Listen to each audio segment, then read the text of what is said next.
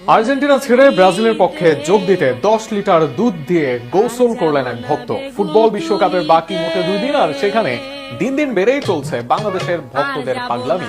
এবার দীর্ঘদিন আর্জেন্টিনার সমর্থন করা এক ভক্তকে দুধ দিয়ে গোসল করিয়ে বরণ করে নিল ব্রাজিলের ভক্তরা। আরো থাকছে প্রতিবেদন। 2026 ফুটবল বিশ্বকাপকে ঘিরে কেন্দ্র করে বাংলাদেশের বিভিন্ন জেলায় ফুটবল ভক্তদের মধ্যে উৎসাহ ও আবেগ ক্রমেই বাড়ছে।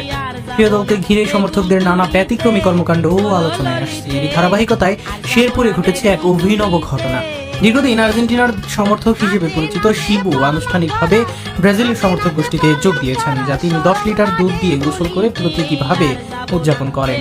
সোমবার রাতে শেরপুর জেলা শহরের চাপাতুলি এলাকায় স্থানীয় ফুটবল প্রেমীদের উপস্থিতিতে এই আয়োজন অনুষ্ঠিত হয়। অনুষ্ঠান স্থলে শিবু প্রথমে আর্জেন্টিনার জার্সি খুলে ফেলেন এবং পরে ব্রাজিলের জার্সি গায়ে ধারণ করেন। এ সময় উপস্থিত ব্রাজিল সমর্থকরা করতালির মাধ্যমে তাকে স্বাগত জানান, যা পুরো পরিবেশকে উৎসব মুখর করে তোলে।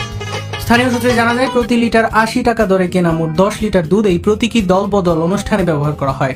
ঘটনার ছবি ও ভিডিও সামাজিক যোগাযোগ মাধ্যমে ছড়িয়ে পড়ার পর এটি দ্রুত স্থানীয় ও অনলাইন প্ল্যাটফর্মে আলোচনার কেন্দ্রবিন্দুতে পরিণত হয়।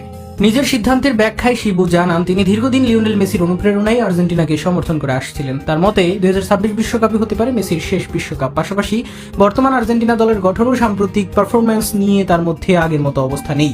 অন্যদিকে ব্রাজিলের আক্রমণাত্মক ও নান্দনিক ফুটবল দর্শন এবং নেইমারের প্রতি ব্যক্তিগত আকর্ষণ থেকেই তাকে নতুনভাবে ব্রাজিলের দিকে ঝুঁকতে প্রভাবিত করেছে বলে তিনি উল্লেখ করেন।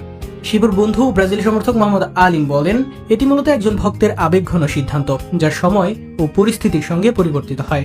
নতুন সমর্থককে দলে পেয়ে তারা আনন্দিত বলেও জানান তিনি। আরেক সমর্থক মেহের আলী খান অপু জানান, বিশ্বকাপ সামনে রেখে এই ধরনের আবেগঘন পরিবর্তন স্বাভাবিক। নতুন সমর্থক